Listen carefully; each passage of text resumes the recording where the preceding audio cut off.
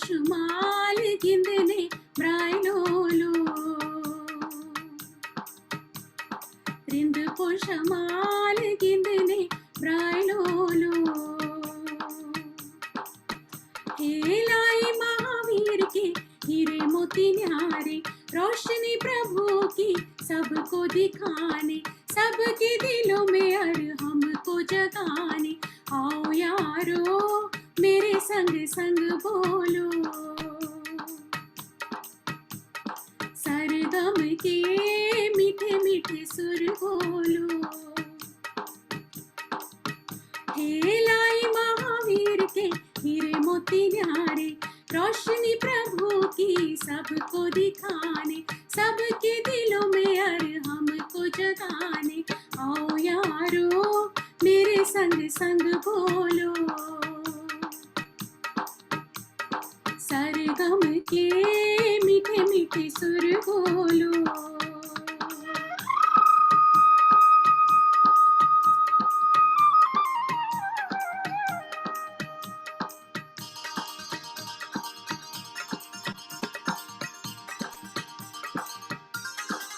जीत लीजो सबके दिल को ऐसा कोई गीत गाओ दोस्ती का साज छिड़ो दुश्मनी को भूल जाओ जीत लीजो सबके दिल को ऐसा कोई गीत गाओ दोस्ती का साज छेड़ो दुश्मनी को भूल जाओ आओ यारो मेरे संग संग बोलो सरगम के मीठे मीठे सुर बोलो हे रिंद पुष्माल गिंदने ब्रायलोलो रिंद पुष्माल गिंदने ब्रायलोलो आओ यारो मेरे संग संग बोलो सरगम के मीठे मीठे सुर बोलो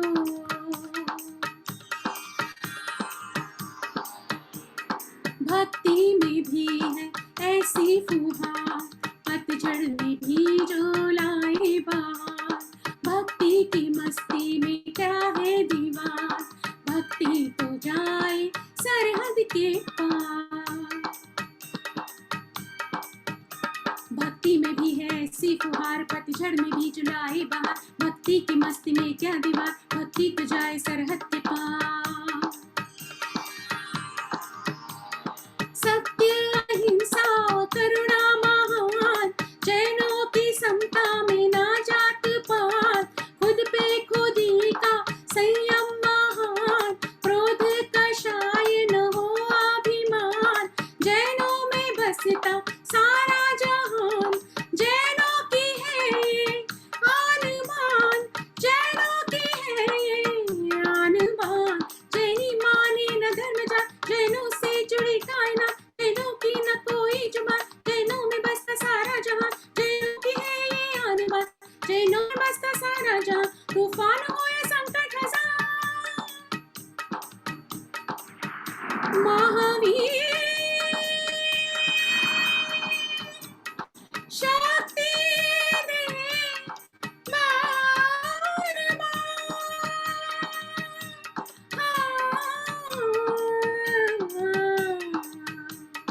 रिंद पुष्माल गिंदने ब्रायलोलो रिंद पुष्माल गिंदने ब्रायलोलो रिंद पुष्माल गिंदने ब्रायलोलो रिंद पुष्माल गिंदने ब्रायलोलो जय Jinendra Thank you. Paresh bhai, over to you now.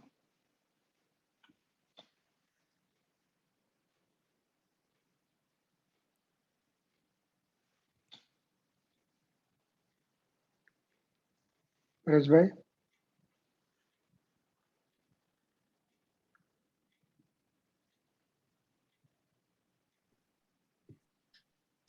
जय Jinendra.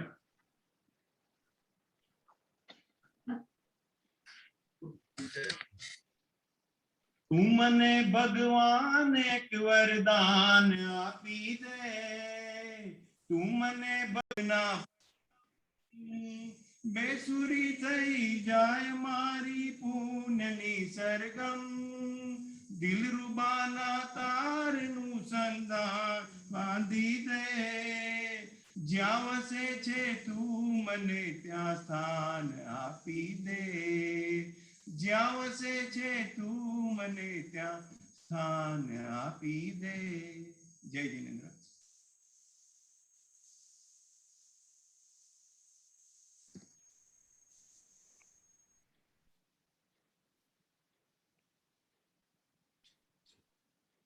Jai Jinendra, Vandami Namansami, Samanji. We'll have to make Samanji co-host. 8 minute. Kenobai, you are host, so you'll have to make Samanji co-host. Yeah.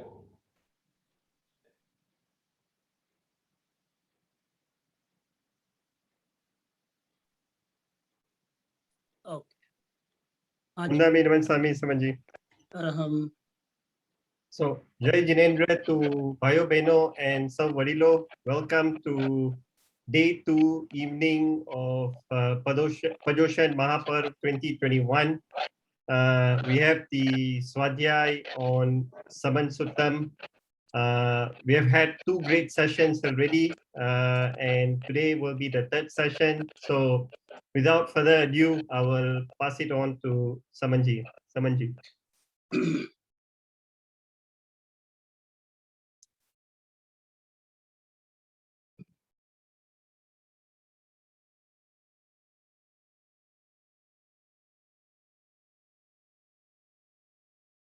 नमस्कार महामंत्र थी कार्यक्रम प्रारंभ करेंगे।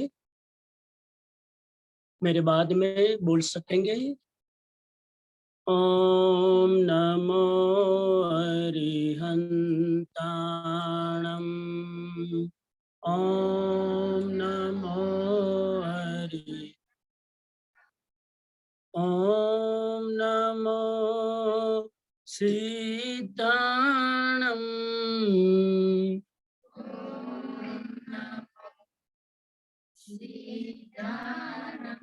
ओम नमो आयरियाण, ओम नमो आयरिया, ओम नमो उवजायाणम,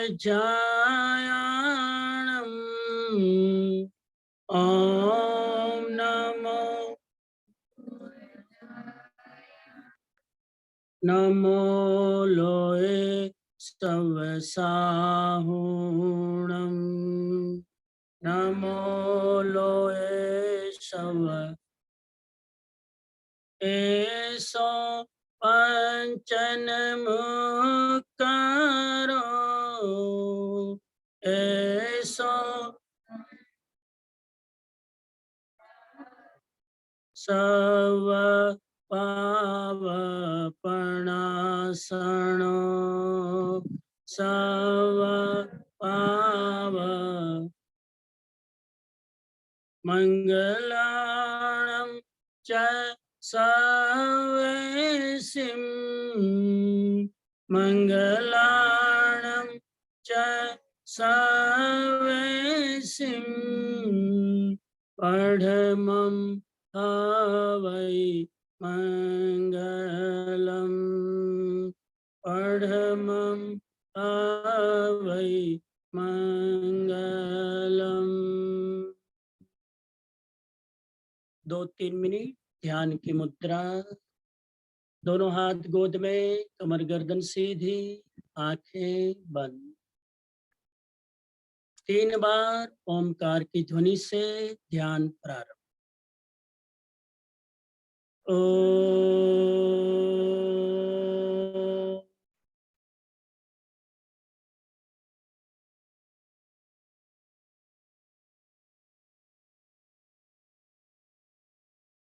ओम।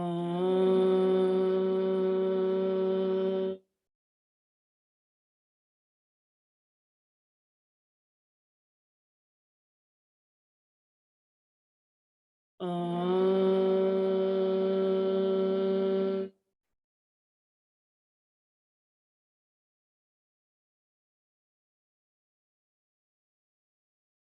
आंखें बंद, शरीर स्थिर, मन शांत। ध्यानस्थ स्थिति, सेल्फ इंट्रोस्पेक्शन करेंगे ध्यान में और अपने आप को 4 क्वेश्चन पूछेंगे।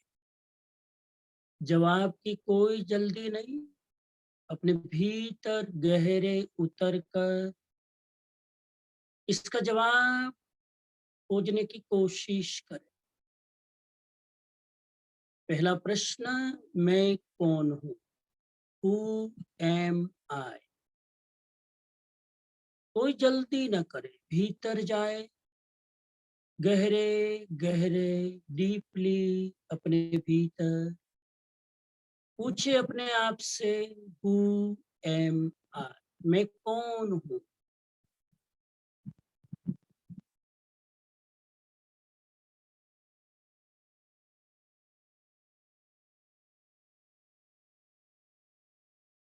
क्या मैं जानता हूँ कि मैं कौन हूँ? कौन हूँ का जवाब बहुत हो सकते हैं, लेकिन ऐसा जवाब ढूंढे जो मैं जन्म के पहले था, अभी हूँ और मृत्यु के बाद भी रहूंगा। उस तत्व की खोज करें, रेडीमेड आंसर नहीं।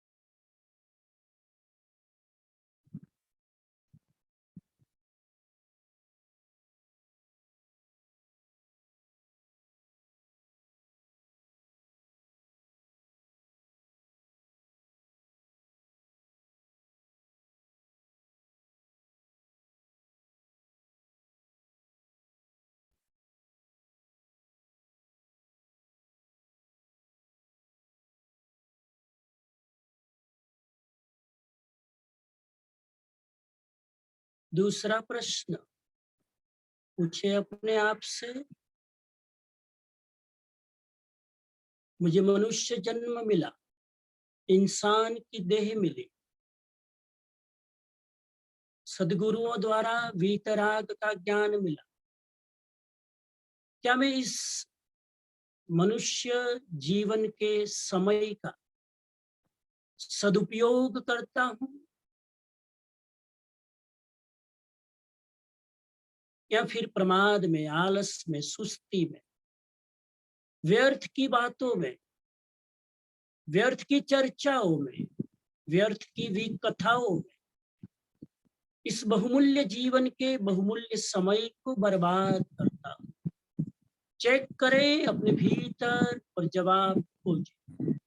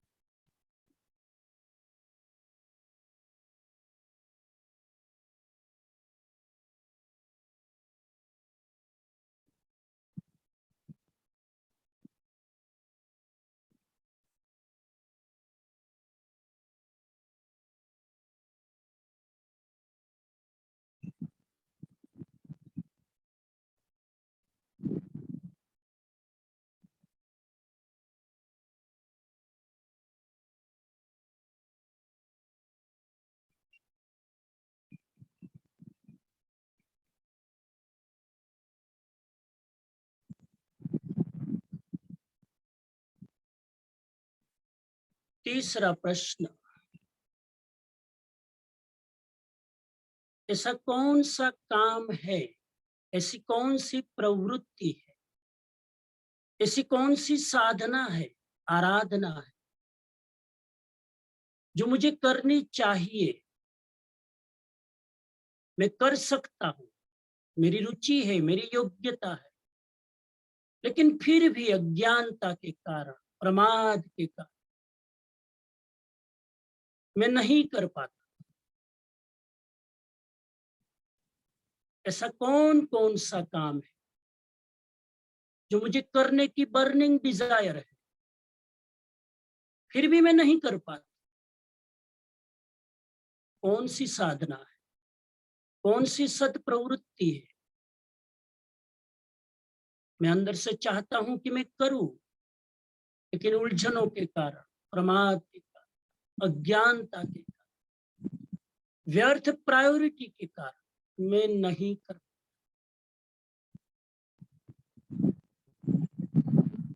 मैं सेवा कर सकता हूं लेकिन नहीं कर पाता। मैं स्वाध्याय कर सकता हूं, नहीं कर पाता। दान पुण्य कर सकता हूं, सामर्थ्य है, लेकिन मेरी वृत्ति, मेरा लोभ मुझे नहीं करने है। इस प्रकार कौन कौन से ऐसे काम है, जानता हुआ भी, चाहता हुआ भी नहीं कर।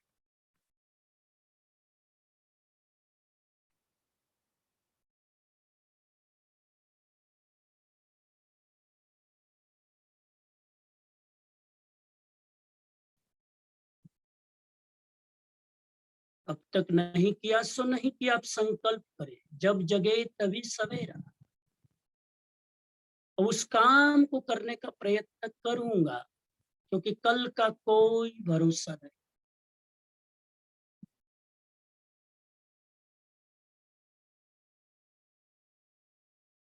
और अंतिम प्रश्न पूछे अपने आप को, यदि मेरी देह छूट जाए, मेरा आयुष्य पूरा हो जाए, तो मैं कहाँ जाऊंगा?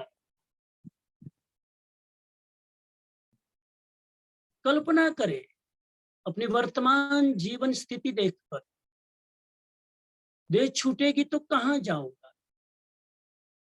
नरक में, तिर्यंच में, मनुष्य में,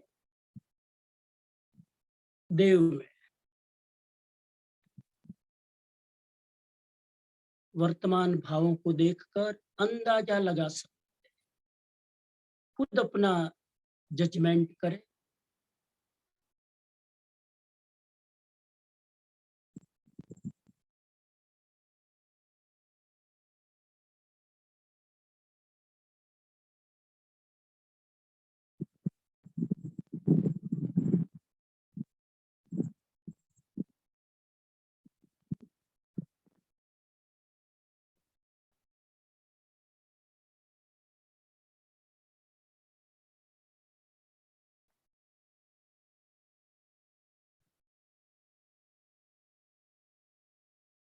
इन 4 प्रश्नों को रोज सोचते जाना।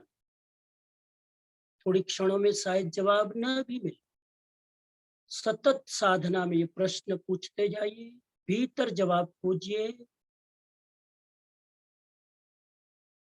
3 बार ओमकार की ध्वनि प्रयोग सब। ओ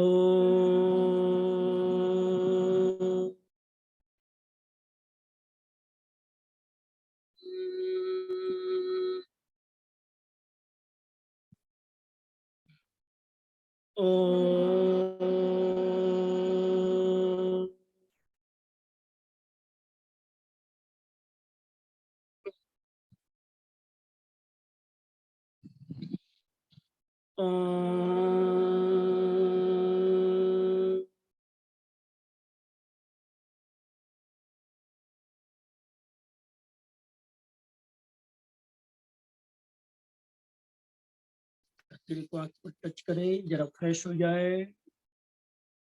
ओम अरहम, ओम अरहम, ओम अरहम।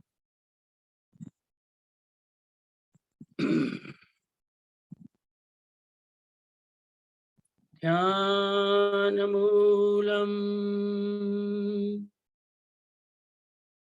गुरुर्मूर्ति पूजामूलम् गुरुपदम् मन्त्रमूलम् गुरुर्वाक्यम् मोक्षमूलम् गुरुकृपा मोक्षमूलम् गुरुकृपा।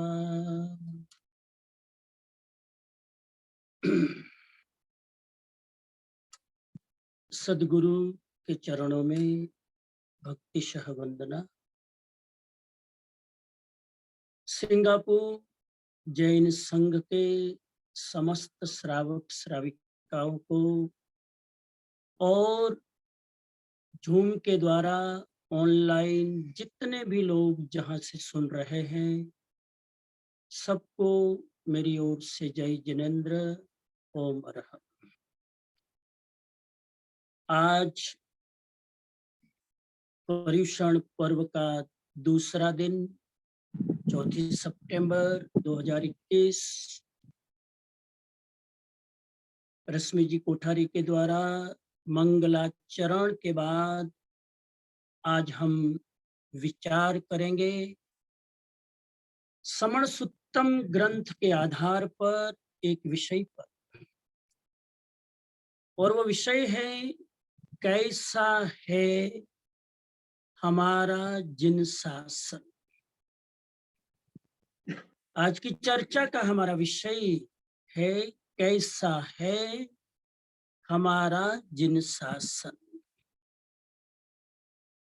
मुझे ऐसा लग रहा है कि कुछ टॉपिक हमारे सामने नए टॉपिक आ रहे हैं।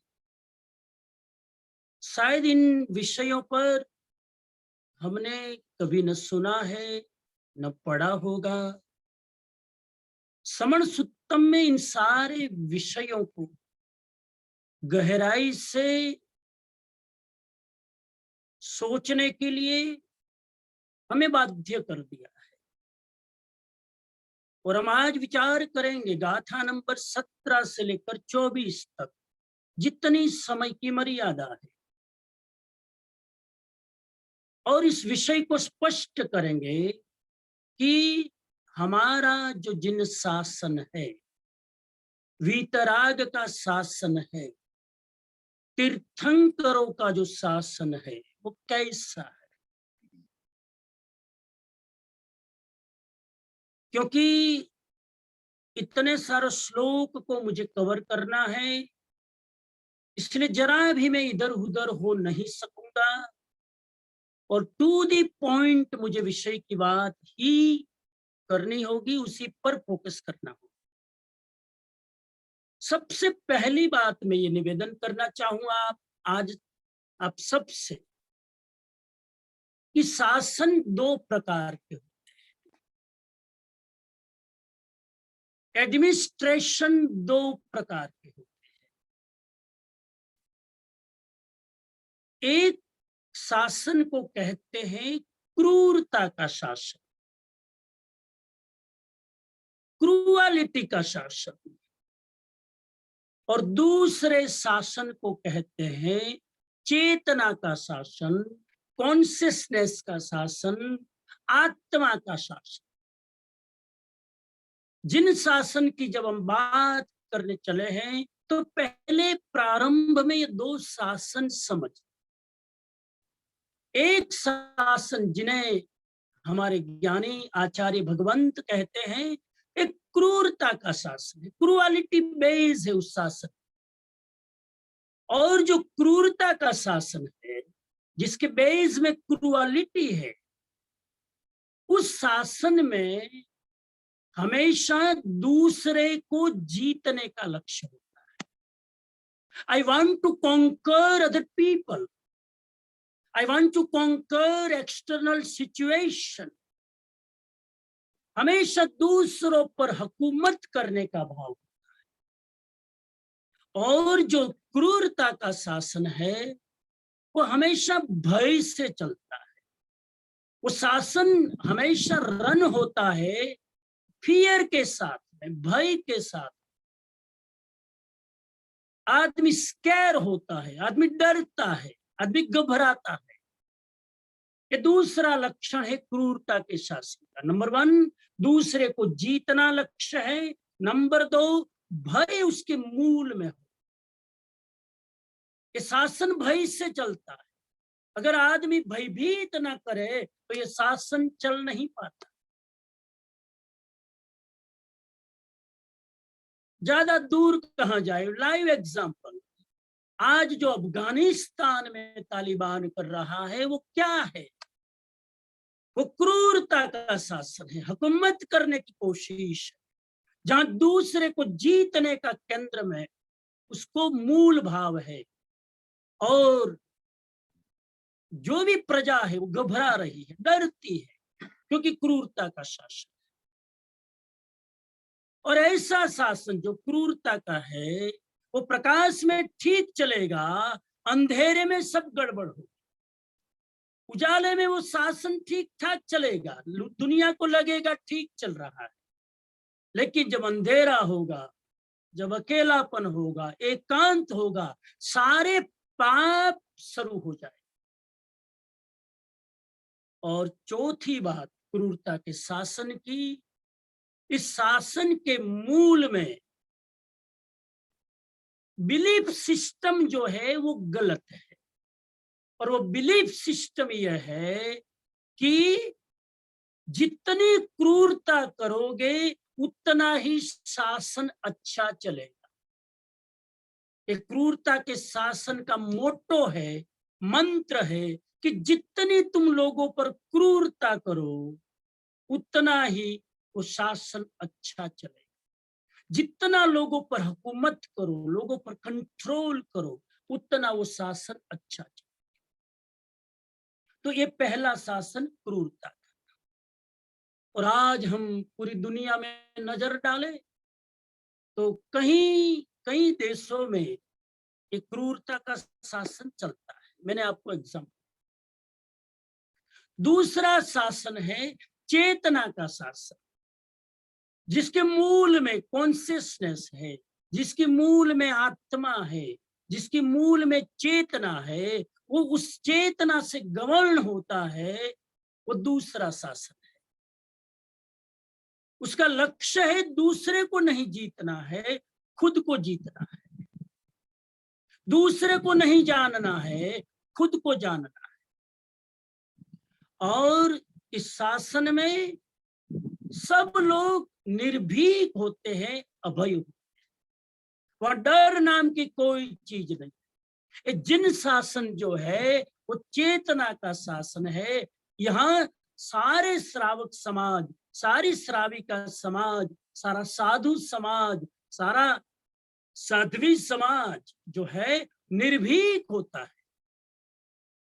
एक शासन दूसरों से चलता है क्रूरता का, एक शासन सेल्फ डिसिप्लिन से चलता है, इसलिए वहां भयभीत होने की जरूरत नहीं।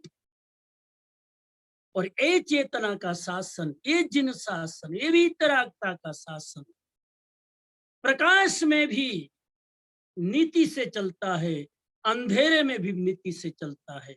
चाहे उजाला हो चाहे अंधेरा हो, बुराई बुराई है वो मुझे नहीं करनी चाहिए। और चौथी बात, ये शासन करुणा से चलता है। सभी जीव करु शासन रसी, भगवान महावीर ने इस भाव से जिन शासन की स्थापना की। सभी जीव करु शासन रसी, सबका कल्याण हो, सबका भला हो, सबका शुभ हो, सबका मंगल हो, इस भावना से ये शासन शुरू होता है। तो करुणा से चलता है वो जिन शासन है। क्रूरता में हम दूसरों पर नियंत्रण करते हैं, चेतना में व्यक्ति स्वयं पर अपना नियंत्रण करता है। मुझे एक छोटी सी बात याद आती है।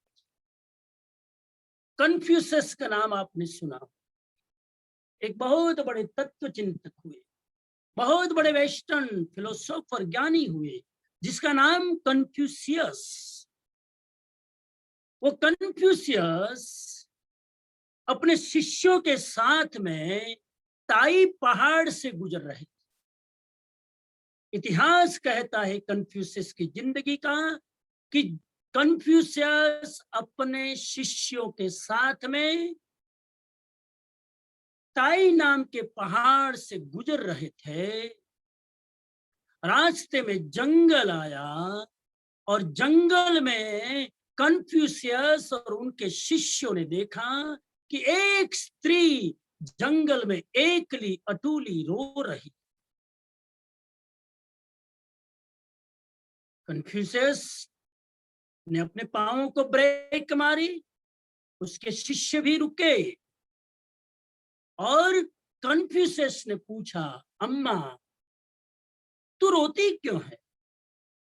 तेरी आंख में दार दार आंसू क्यों?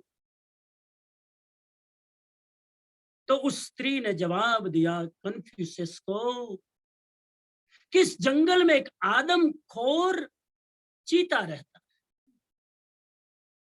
आदमखोर जो आदमी को खाता है, इसका शिकार हमेशा आदमी होता है, पशु नहीं। ऐसा आदमखोर चीता इस जंगल में रहता है। मैं इसलिए रोती हूं कि इस चीते ने मेरे बेटे को खा लिया, एकलौता बेटा। अरे क्या सुनाऊं, इस चीते ने मेरे पति को खा लिया। अरे क्या सुनाऊं, इस चीते ने मेरे ससुर को खा लिया।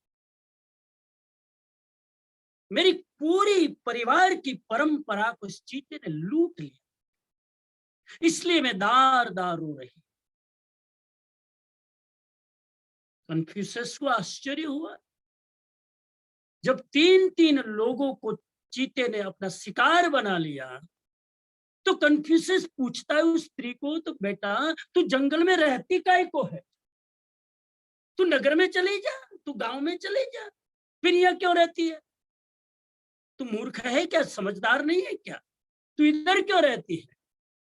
तब उस स्त्री ने जवाब दिया, बात तो मुझे भी ऐसा ही लग रही थी कि मैं नगर में चला जाऊं, लेकिन क्या करूं, नगर में एक हत्यारा रहता, नगर में एक हत्यारे का शासन है और पूरा नगर, पूरा राज्य, पूरा स्टेट गवर्न करता है, लेकिन वो जो शासन करने वाला है बड़ा क्रूर है, इसलिए मैं नगर में कैसे जाऊं? कन्फ्यूशियस ने कहा, तो यहां तो आदमखोर चीता खा जाएगा, तुमको भी खा जाएगा। उसने कहा खा जाए तो खा जाए, कम से कम यहाँ हत्यारे का शासन तो नहीं है, कम से कम यहाँ इंसान के रूप में हत्या करने वाला तो नहीं है। वहां तो जाऊंगा तो मैं जी भी नहीं पाऊंगी, मर भी नहीं पाऊंगी, डर कर मैं जीऊंगी, डर कर मैं सोऊंगी, डर कर मैं सांस लूंगी, इसलिए मुझे वहां जाने में जंगल से ज्यादा खतरा है। इसको कहते हैं क्रूरता का शासन। सिंगापुर में बहुत सालों से आता हूं, इस बार तो नहीं आ पाया। बहुत कोशिश कर रहे थे कि फ्लाइटें चालू होने में आ पाऊं, लेकिन अब योग ही नहीं था।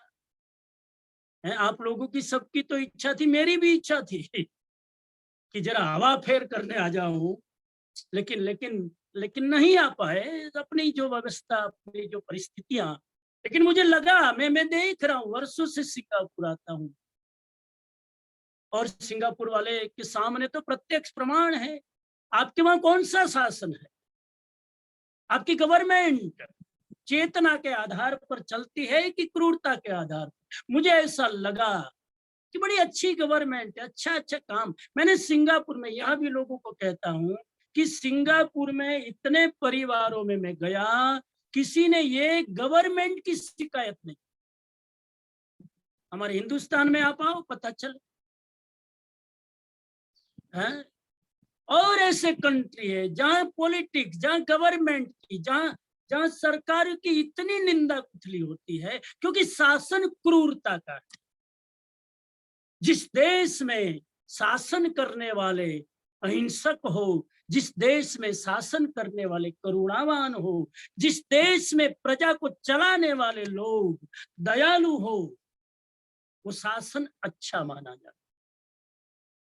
सिंगापुर छोटा ही आइलैंड है इसलिए पॉसिबल है, लेकिन अच्छी बात है। मैं अनुमोदना करता हूं कि क्राइम कम है, करप्शन कम है, हिंसा कम है और लोग निर्भीक होकर श्वास लेते हैं। बड़ी अच्छी बात। तो ये जिन शासन है जो जिसके मूल में वीतरागता है, जिसके मूल में करुणा है, जिसके मूल में अभय है, जिसके मूल में लोगों को साता पहुंचाने का भाव है, ये जिन शासन है। तो जवाब मैं दे रहा हूं, कैसा है हमारा जिन शासन?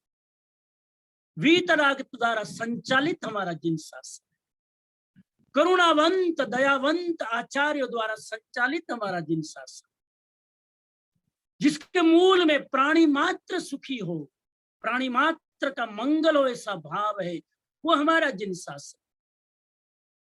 और इस जिन शासन में हर छोटे से छोटे मेंबर का उत्थान हो, ऐसा हमारा जिन शासन। चले हम श्रमण सुत्तम की यात्रा कर रहे इस विषय पर।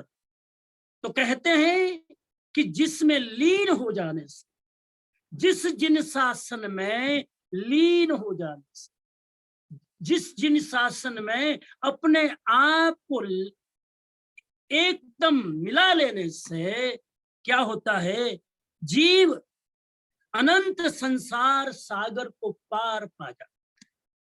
जिन शासन का पहला बेनिफिट, जो आदमी वीतराग के शासन में समर्पित हो जाए, जो आदमी तीर्थंकरों की वाणी के आधार पर जिंदगी समर्पित करते हैं, उसका सबसे पहला फायदा ये होगा कि अनंत संसार कम हो जाए। जीव अर्ध पुद्गल परावर्तन में आ जाएगा। कम से कम अनंत जन्म फिर लेने नहीं पड़ेंगे, उसके पहले मुक्ति का मार्ग प्रशस्त हो जाएगा। ये पहली बात कह रहे हैं। दूसरी बात कह रहे हैं, जिन शासन सभी जीवों के लिए शरणभूत है। ये हमारा जिन शासन सभी जीवों के लिए, यहाँ पर शब्द यूज किया है, सभी जीवों के लिए शरण समान है। कोई जैन की बात नहीं की। मुझे जहां जहां मेरा ध्यान जाता है मैं अटकता हूं। सभी जीव, इसलिए भगवान ने फिर बात रिपीट करूं, सभी जीव करूं शासन ऋषि, खाली जैनों का कल्याण करूं ऐसा नहीं, सभी जीव मात्र का, एकेंद्रिय से लेकर पंचेंद्रिय का मैं कल्याण करूं, ये भाव। तो ये जिन शासन में जो एक बार आ जाता वो सभी जीवों के लिए जिन शासन शरणभूत है, एक उसके लिए त्राणदाता है। और कितने सारे नॉन जैन लोग भी जो जैन नहीं है, अभी मेरे सामने यहाँ पर इस तपोवन में जितने लोग बैठे उसमें जैन है एक आदमी और एक मैं दूसरा, यहाँ 15-20 लोग बैठे, सब नॉन जैन है, सब स्कूल के बच्चे और लीडर और जो भी है टीचर है, गाइड करने वाले, और वो ध्यान से नोट्स ले रहे हैं, सब लिख रहे हैं, सब देख रहे हैं। तो ये जिन शासन सबके लिए, अरे साहब कहाँ दूर जाओ, सोचो ना, महावीर के समय में दीक्षा लेने वाले सारे के सारे गणधर ब्राह्मण थे, एक भी गणधर जैन नहीं था, क्षत्रिय नहीं था, ब्राह्मण थे। और भगवान महावीर स्वामी के चरणों में क्षुद्र ने भी दीक्षा ली, ब्राह्मण ने भी दीक्षा ली, क्षत्रिय ने भी दीक्षा ली, और वैश्य तो दीक्षित होते ही रहे, सबने दीक्षा। तो सबके लिए शासन है, ये दूसरी बात बता रहे हैं। और तीसरी बात ये कह रहे हैं कि ऐसा जिन शासन जो सबके लिए शरणभूत है, सबको अभयदान देता है, सबकी जिंदगी की उन्नति की गारंटी देता है, ऐसा जिन शासन लंबे समय तक समृद्ध रहे। मैं पूछता हूं लेक्चर सुनने वाले जो लोग हैं, उसमें से ये मौसमी बेन शाह कौन है? मौसमी बेन शाह को पूछता हूँ, जरा अनम्यूट करो। ये जिन शासन जो है कब तक चलेगा?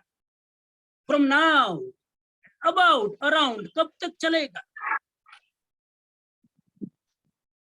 ऐसा कहते हैं कि 5वें आरे के अंत में खत्म हो जाएगा। बिल्कुल। तो 5 बार मतलब कितने साल चलेगा? अभी अभी कितने साल चलेगा? 22,000 साल है टोटल, तो शायद अभी 25,000 हो गए। आई मीन 2500 हो गए। सो बाकी के जो बचे 20,000 के कितने आगे बच्चे? कितने बच्चे? 20,000 19,500 years। अगर 2500 ईयर तक खत्म हो गया। हाँ हाँ हाँ, बराबर बराबर। थैंक यू, बहुत अच्छा।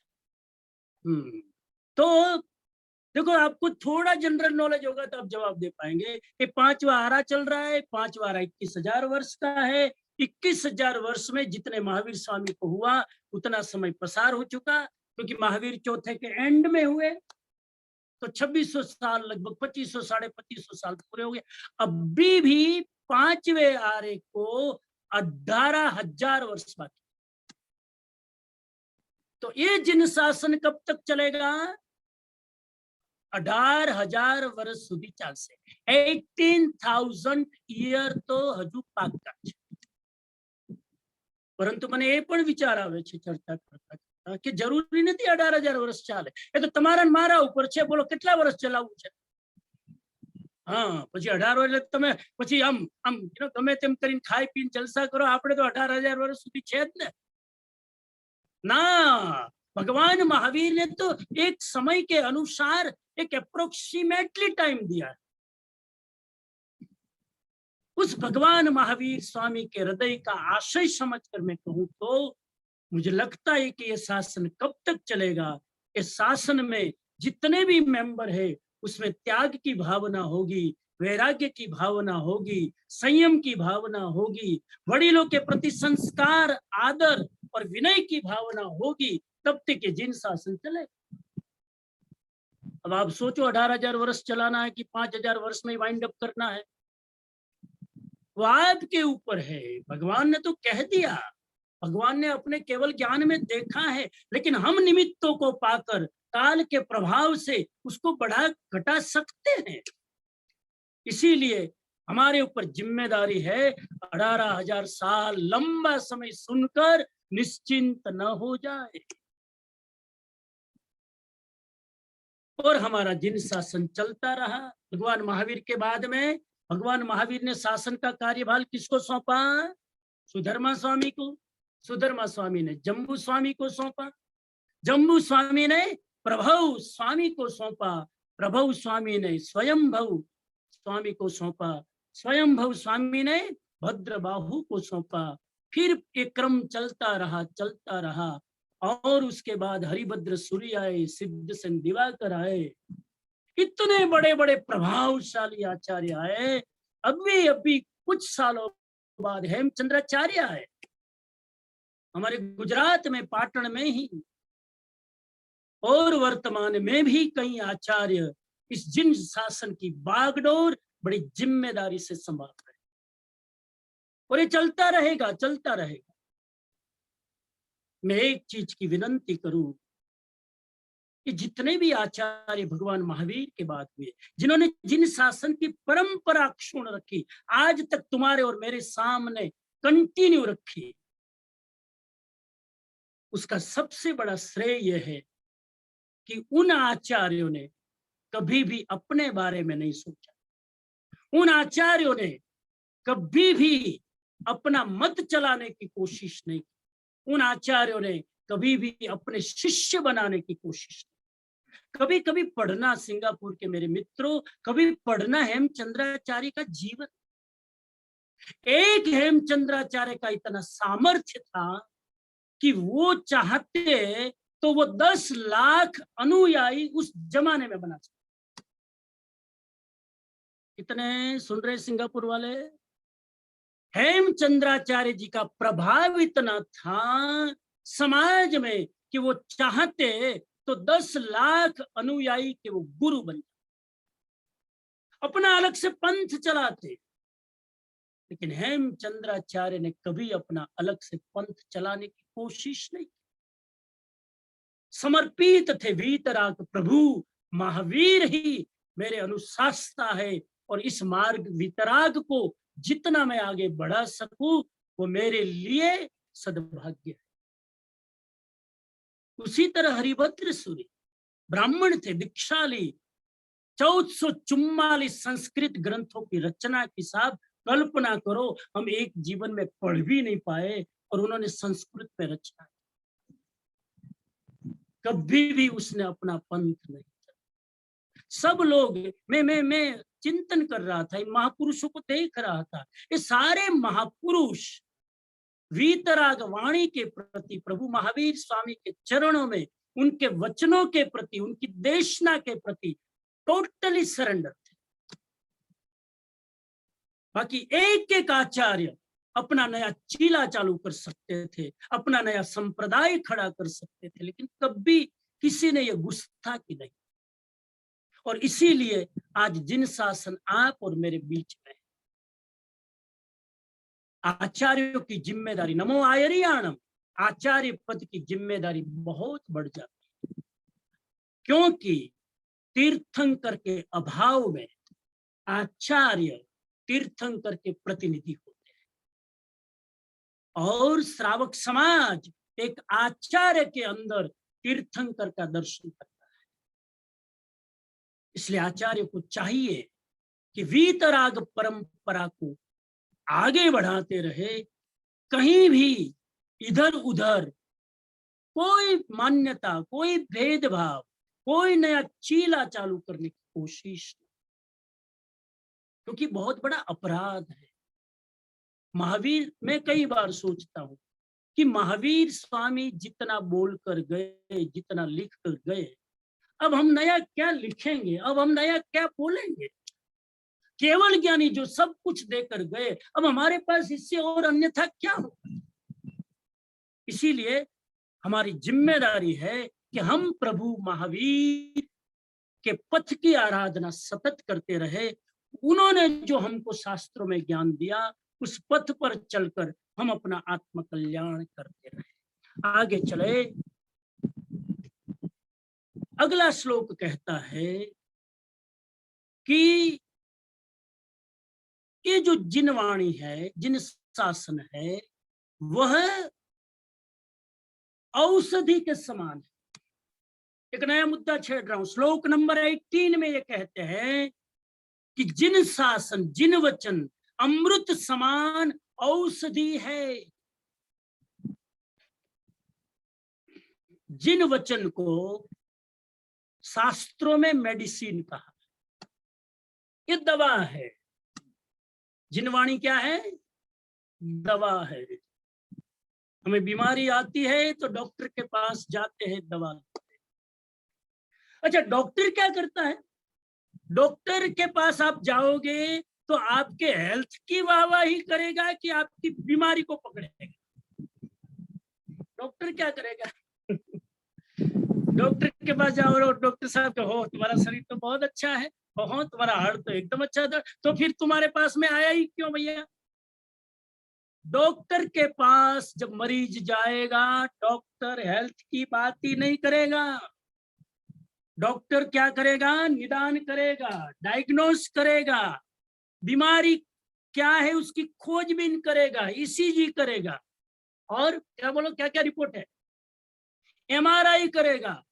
बीमारी पकड़ में नहीं आएगी एक्सरे में तो भी खोजेगा, बीमारी को खोज कर उस बीमारी को निकाल के बाहर फेंकने की कोशिश करेगा, दवा देगा।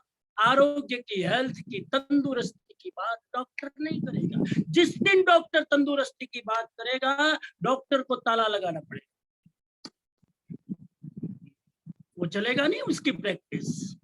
उसी तरह भगवान महावीर कहते हैं इस समण सुत्तम में कि जिन वचन मेडिसिन है, तो फिर रोग क्या है? 3 रोग बताए, इधर सुन लो। 18वीं गाथा में 3 रोग है। 3 प्रकार की आदमी की आत्मा में बीमारियां हैं। पहली बीमारी, और ये 3 बीमारियां जिन वचन दूर करता है। पहली बीमारी को दूर करता है, जिसका नाम है विषय सुख का विरेचन करने के लिए। देखो ये लिखा है 18वां श्लोक आपके सामने स्क्रीन पर लाकर खड़ा कर दिया है। ये जिन वचन विषय सुख का विरेचन करता है। विषय सुख मतलब 5 इंद्रियों के सुख। देखने में अच्छा चाहिए, सुनना अच्छा चाहिए, खाने में लपकदार चीज चाहिए, सूंघने में हम सुगंधी परफ्यूम सेंट और सब लगाकर हम वट पड़े आपड़ो એવું જોઈએ। 5 ઇન્દ્રિયોના વિષયોમાં જે જીવ સુખ શોધે છે, ભગવાન કહે છે જીવ અજ્ઞાની છે। આંખના રૂપમાં સુખ નથી, કાનની ધ્વનિ સારી સાંભળવામાં રાજુભાઈ સુખ નથી, જીભના ચસ્કા લેવામાં સુખ નથી, જ્ઞાની कहते हैं।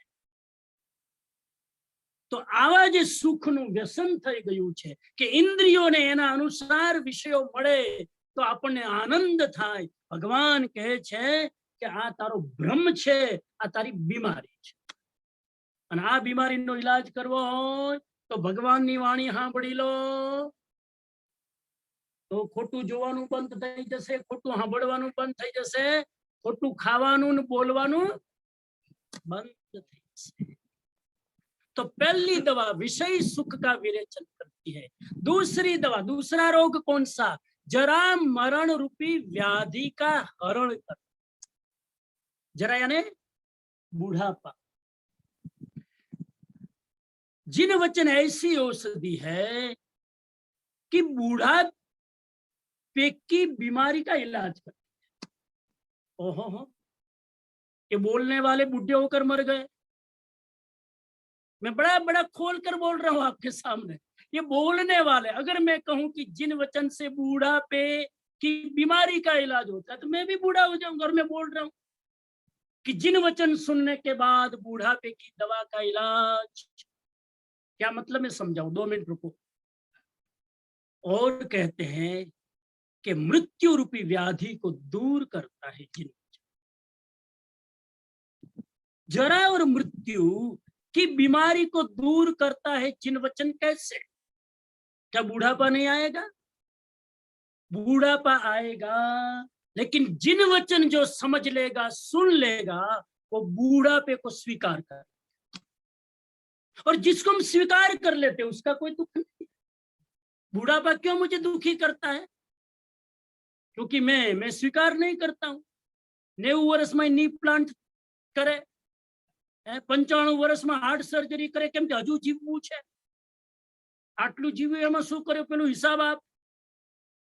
પણ આ જે બુઢાપો છે એ બુઢાપાની જીન વચન દવા એટલા માટે છે કે બુઢાપાની જે પીડા છે, જે यातना છે, જે દર્દ છે, वीतराग वाणी सुनने के बाद जीव इतनी क्षमता में आ जाता है, जीव इतना भेद ज्ञान कर लेता है कि शरीर अलग है, आत्मा अलग है। बूढ़ापा शरीर पर उतरता है, आत्मा पर बूढ़ापा नहीं। ये स्वीकार भाव जैन धर्म जिन वचन सिखाता है, इसलिए बूढ़ापे की दवा है। और मृत्यु को भी स्वीकार करता है। जैन धर्म कहता है मरने से डरने की जरूरत नहीं है। मौत तो आनी है, डरोगे तो थोड़ी जल्दी आएगी। डरने से मौत निपटेगी नहीं। मृत्यु को जो स्वीकार कर लेता है, क्योंकि जिन वचन कहता है शरीर मरता है, चेतना नहीं मरती। चेतना अपने कर्मों के अनुसार अगले जन्म में जाती है। चिंता चेतना की करो, शरीर की चिंता करने की जरूरत है। और तीसरी बात कहते हैं, सब प्रकार के दुखों को मिटाने के लिए, अभी वही श्लोक चल रहा है 18वां, सब प्रकार के दुखों को मिटाने के लिए जिन वचन अमृत समान औषधि है। लो હવે આમાં તો અતિશયોક્તિ કરી દીધી। બધા પ્રકારના દુઃખોને મટાડી નાખે। લો બધા દુઃખ બોલો, સિંગાપુર વાસીને પૂછું કયા કયા દુઃખો, ચાલો તમે લિસ્ટ આપો, હું એને મટાડવાની દવા આપું। બધા પ્રકારના દુઃખો। ઓહો હો, આવી ગેરંટી સમણ સુત્તમ જ આપી શકે સાહેબ। फिर श्लोक देख लेना आपके पास होगा तो। सब प्रकार के दुखों को मिटाने की दवा जिन वचन की औषधि है। मैं जरा समय की मर्यादा में इशारा कर दूं, सब प्रकार के दुख का मतलब है, एक तो शारीरिक दुख आप पहले ले लो। अब एक एक दुख को गिनाने जानेंगे तो 5 घंटा लगेगा। एक शारीरिक दुख, शरीर में जो भी वेदना है, पीड़ा है? जो ये लिखा है, तथा सब दुखों का क्षय करने वाला अमृत तुल्य औषध है जिन वचन। तो शारीरिक दुख, अब शारीरिक दुख मिटाना है। जितने लोग शरीर से बीमारियां भोग रहे हैं, मिटाना है। आप लोगों ने, हम लोगों ने जिन वचन के अनुसार जीवनचर्या नहीं बनाई है, इसलिए हम फिजिकली बीमार हैं। कहां दूर जाए? भगवान ने आज्ञा की साल में 2 बार आंबिल की ओली करो, किसने की? तो फिर शरीर दुखी होगा। भगवान महावीर ने कहा पर्युषण के 8 दिनों में जितनी हो सके उतनी तपश्चर्या करो, हो सके उतनी। भगवान महावीर स्वामी ने कहा कि हो सके वहां तक रात्रि भोजन न करे, किया। जिन वचन के अनुसार चलते तो शरीर में रोग नहीं आता। मैंने ऐसे लोग देखे हैं 80-85 साल की उम्र में देह छोड़ते हैं, तब तक जिंदगी में कभी दवा को टच भी नहीं किया। ऐसे लोग भी हैं। शरीर हमेशा शाता में रहा। तो हाँ, अशाता वेदनीय कर्म है हमारे अंदर, लेकिन निमित्तों का ध्यान रखे तो अशाता वेदनीय पूरी जिंदगी उदय में नहीं आएगी, पड़ा रहे। तो शारीरिक दुख, मानसिक दुख का जरा बात कर ले। मानसिक दुख क्या है? प्रिय वस्तु का वियोग न हो जाए। जो मेरी प्रिय वस्तु या व्यक्ति है वो छूट न जाए, ये मानसिक रोग। या फिर जो अप्रिय वस्तु है उसका संयोग न हो जाए, अप्रिय व्यक्ति मेरे जीवन में न आ जाए, प्रिय वस्तु छूट न जाए, अप्रिय व्यक्ति या वस्तु आ न जाए, यह मानसिक दुख है, जिसको जैन धर्म में आर्त ध्यान कहा। यह आर्त ध्यान मानसिक दुख है, और आर्त ध्यान को मिटाना है तो उसका उपाय है स्वीकार भाव। स्वीकार करो, संघर्ष मत करो।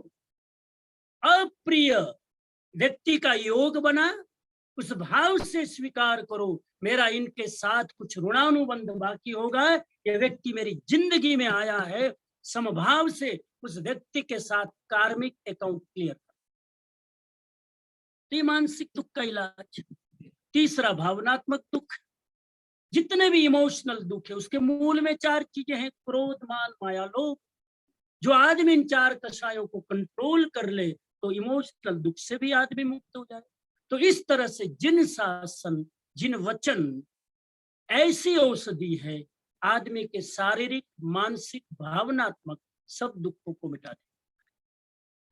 गाथा नंबर 19 कहती है, जिसका उपदेश अरहतों ने अर्थ रूप में किया है और जिसे गणधरों ने सूत्र रूप में संकलित किया है, वो श्रुत ज्ञान रूपी महान समुद्र को भक्ति पूर्वक सिर झुकाकर प्रणाम करता हूं, नमस्कार करता हूं। यहां भी एक बात समझने की, हाँ, वो बात ये समझने की है कि फिर से मैं पढ़ूं, आपके सामने श्लोक है, जो अरहत के द्वारा अर्थ रूप में उपदिष्ट है, यानी जिसका उपदेश दिया गया है अर्थ रूप में, गणधरों के द्वारा सूत्र रूप में जिसका सम्यक गुंथन किया गया है, उस श्रुत ज्ञान रूपी महासिंधु को, यानी समुद्र को, सागर को भक्ति पूर्वक सिर झुकाकर मैं प्रणाम। हम जब डीपली इन तत्वों को समझ रहे हैं तो जरा समझने की कोशिश करें। अरहत भगवान जो है, वीतराग भगवान जो है, तीर्थंकर जो है, वो प्रवचन जब देते हैं तो कौन सी स्टाइल में देते हैं? भगवान महावीर प्रवचन जब देते हैं तो, ये तो केवल एग्जाम्पल दे रहा हूं, ताकि आप जरा एनोलॉजी समझ सके। जैसे मैं आपके सामने बोल रहा हूं ना, गुजराती भाषा में, हिंदी भाषा में विस्तार करके बोल रहा हूँ, एक एक चीज खोल खोल के बोल रहा हूँ। भगवान महावीर स्वामी भी उस जमाने में अर्धमागधी भाषा का सहारा लेकर, केवल लैंग्वेज का फर्क है, जैसे मैं आपके सामने बोल रहा हूँ, वीतराग अर्धमागधी भाषा में आपके सामने विस्तार से डिटेल में एक्सप्लेन करते हुए प्रवचन देते। ये पहली बात। फिर गणधर भगवान क्या करते थे? गणधर भगवान वहां सुनने बैठते थे, 11 गणधर, और उनको आपकी तरह नोट पेन रखने की जरूरत नहीं थी। उसका दिमाग, उसका मस्तिष्क, तो कभी और बात करूंगा कि गणधर भगवान जब सुनते हैं ना, तो ये सारी चीजें याद रह जाती है। उसको गणधर विद्या प्राप्त, एक विद्या का नाम है, उसको कहते हैं गणधर विद्या। गणधर विद्या प्राप्त होती है, वही तीर्थंकर की वाणी को ग्रास्प कर सकता है, याद रख सकता है। हर एक व्यक्ति की ताकत नहीं है गणधर बनने की, वो एक लब्धि है, एक सिद्धि है। वो सिद्धि, वो लब्धि जब प्राप्त होती है, उन्हीं को गणधर पद मिलता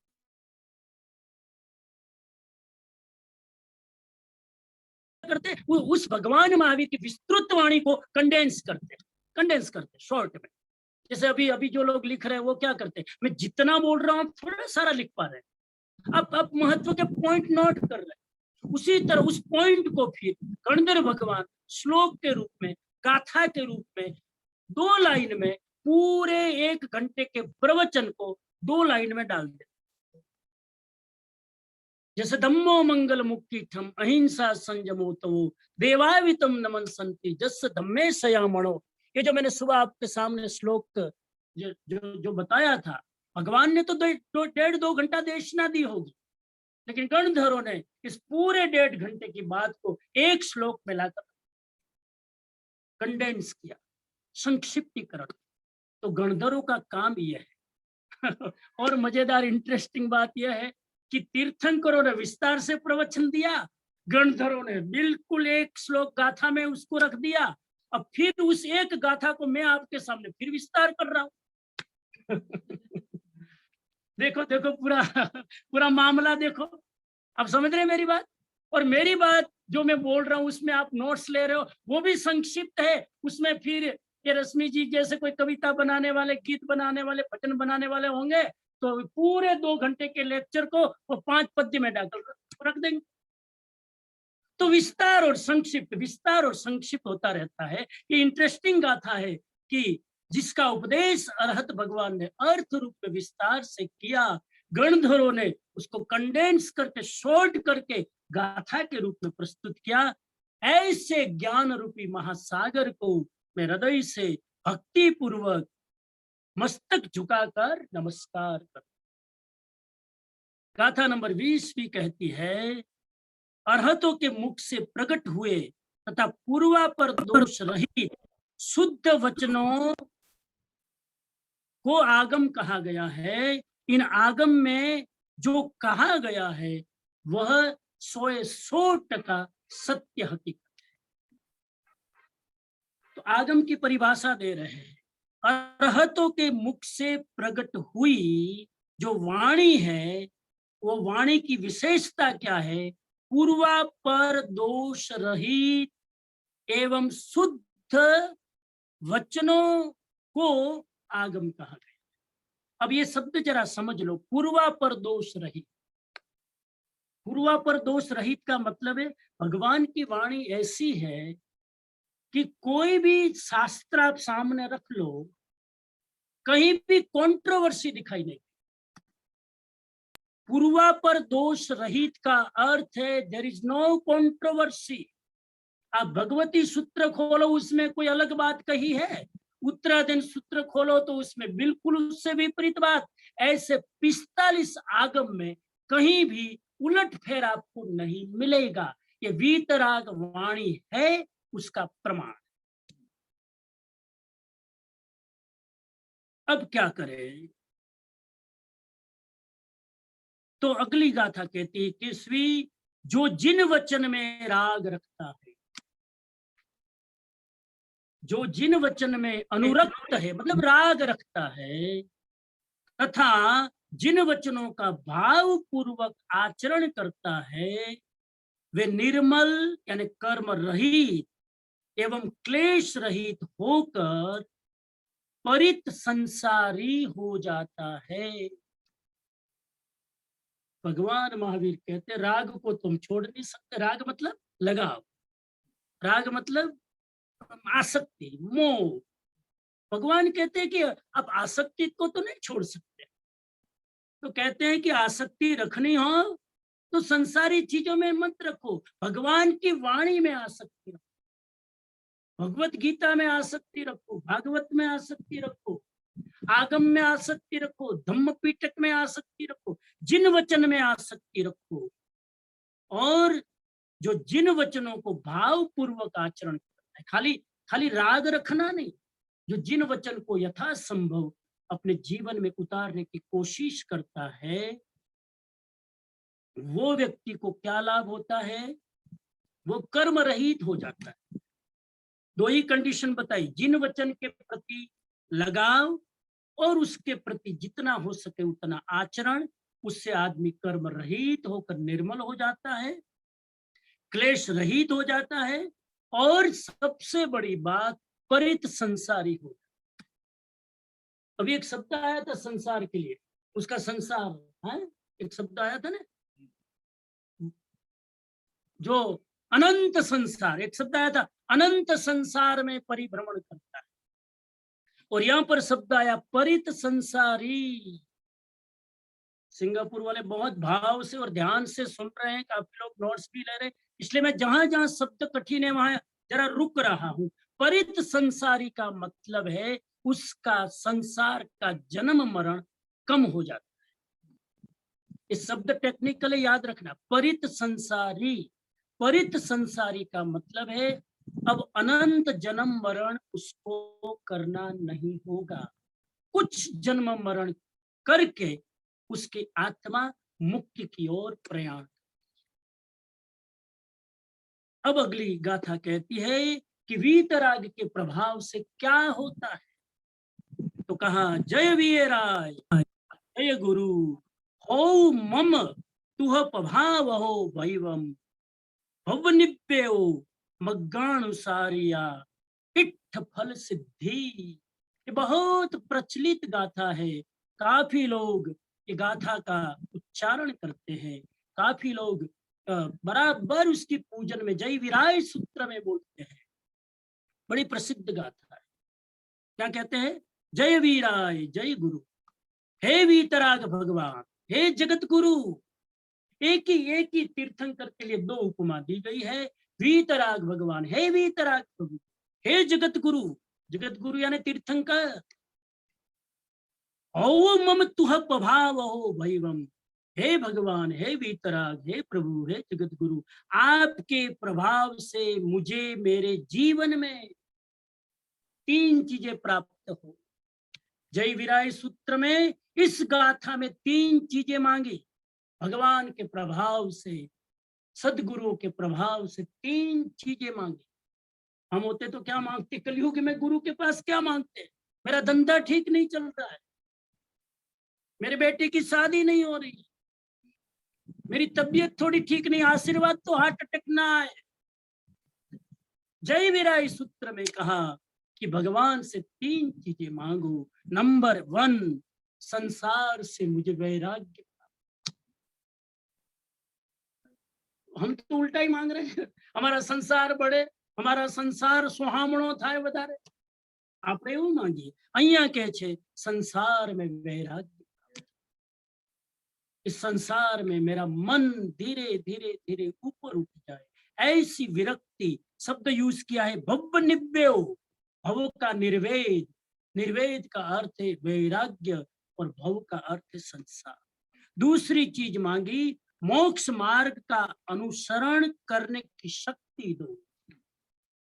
हे भगवान, आपके प्रभाव से, हे जगत गुरु, आपके प्रभाव से मैं मोक्ष मार्ग की तरफ आगे बढ़ सकूं, ऐसी मुझे शक्ति।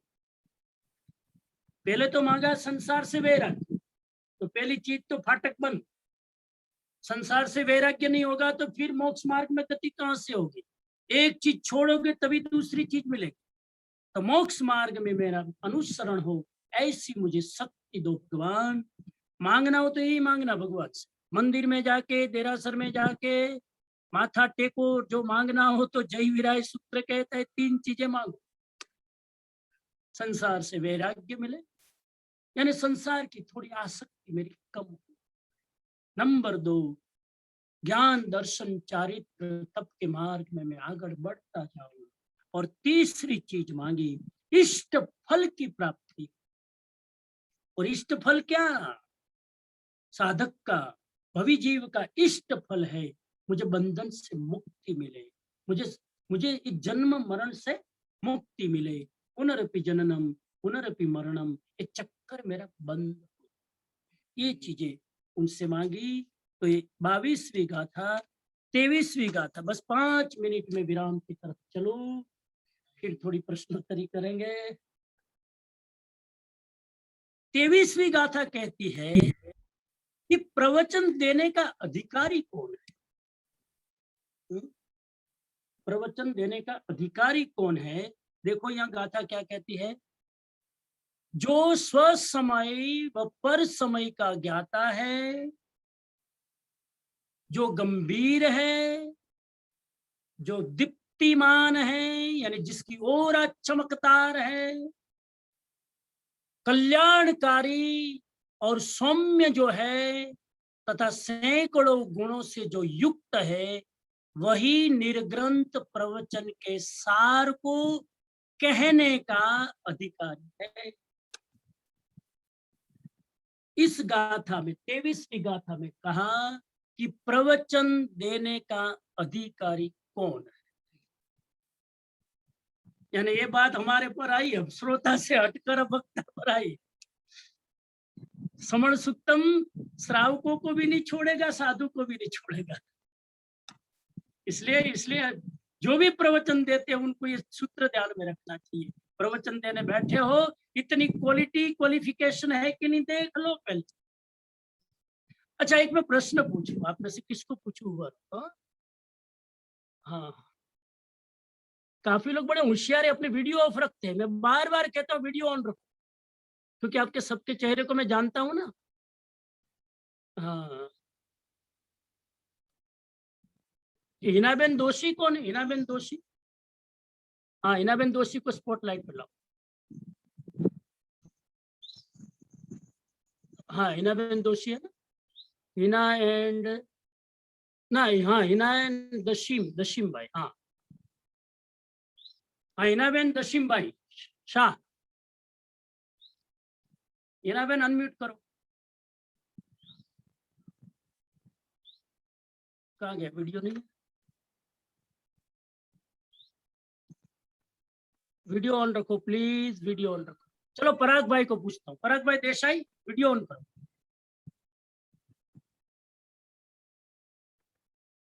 हाँ कैनल भाई, जरा स्पॉटलाइट पे डालो ना पराग भाई। बीच बीच में जरा रिलैक्स हो जाए।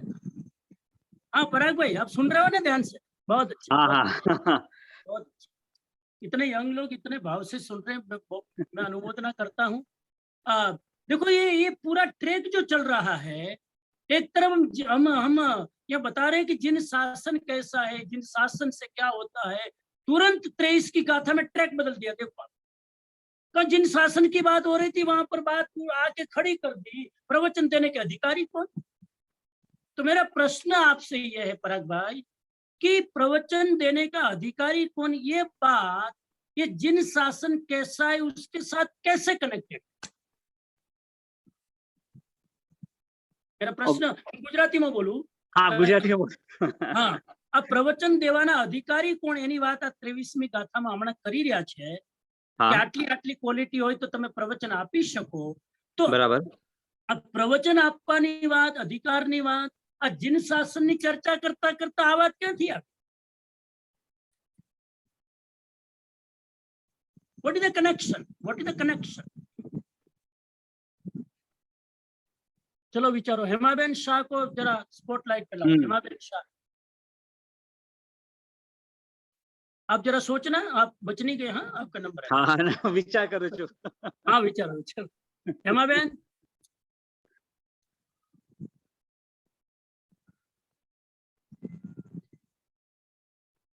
નથી हेमाबेन? આ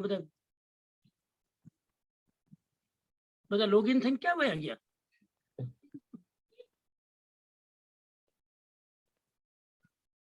और कौन है?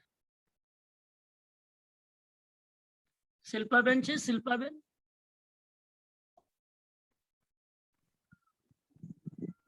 ચલો જેને જવાબ આપવો હોય આપો. ચલો ઓપન ઓપન ફોરવર્ડ, હાથ ઉપર કરો જેને જવાબ આપવો હોય. મારો પ્રશ્ન સમજી ગયા છો? પ્રવચન આપવાના અધિકારી કોણ? 23મી ગાથામાં આ વસ્તુ અચાનક ક્યાંથી આવી?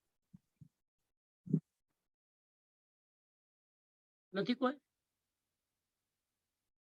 હા આરતીબેન તમે બોલો. ચલો આરતીબેન બોલો. અને આની લિંક શું છે આ બેયની? બથેણમ વંદામી સમજી. જી જી જી. હું એમ વિચારું છું કે આ જીનશાસનનો ટોપિક છે, તો એમાં પેલા શ્રમણને શું શું કર્તવ્ય યોગ્ય છે એ સમજાવ્યું.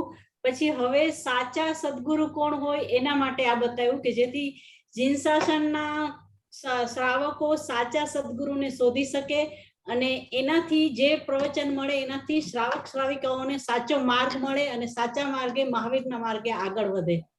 बिल्कुल बिल्कुल, very good answer, we appreciate, अनुमोदना करते हैं। लगभग भाव एकदम सही है।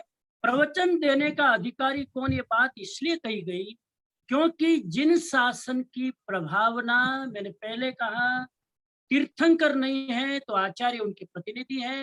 आचार्य ही जिन शासन की प्रभावना करते हैं, और आचार्य के साथ साथ जो उपाध्याय है, जो मुनि भगवंत है, जो पंडित है, सब जिन शासन की प्रभावना करते हैं। तो जगह जगह जाकर जो प्रवचन देते हैं जिन शासन की प्रभावना करते हैं, कम से कम वो प्रभावना करने के पहले उसके अंदर प्रभावना करने की योग्यता होनी चाहिए। तो वो योग्यता क्या है, इसलिए वो बात यहाँ पर आई, इज कनेक्टेड विद द जिन शासन। तो वो योग्यता बता रहे हैं, जो स्व समय एवं पर समय को जानने वाला है। इसके दो अर्थ है, जो अपनी आत्मा को जानता है, जो दूसरे की आत्मा को जानता है। मेरी आत्मा और उसकी आत्मा दोनों समान है, जो ये जानता है, कोई आत्मा में भेदभाव नहीं। ये पहला अर्थ है।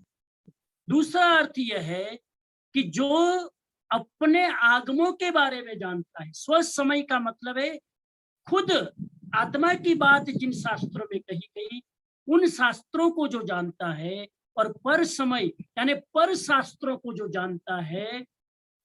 खाली जैन है, जैन आचार्य है तो जैन शास्त्रों को जाने तो वो अच्छा प्रवचनकार नहीं होगा, अन्य शास्त्रों को भी जाने।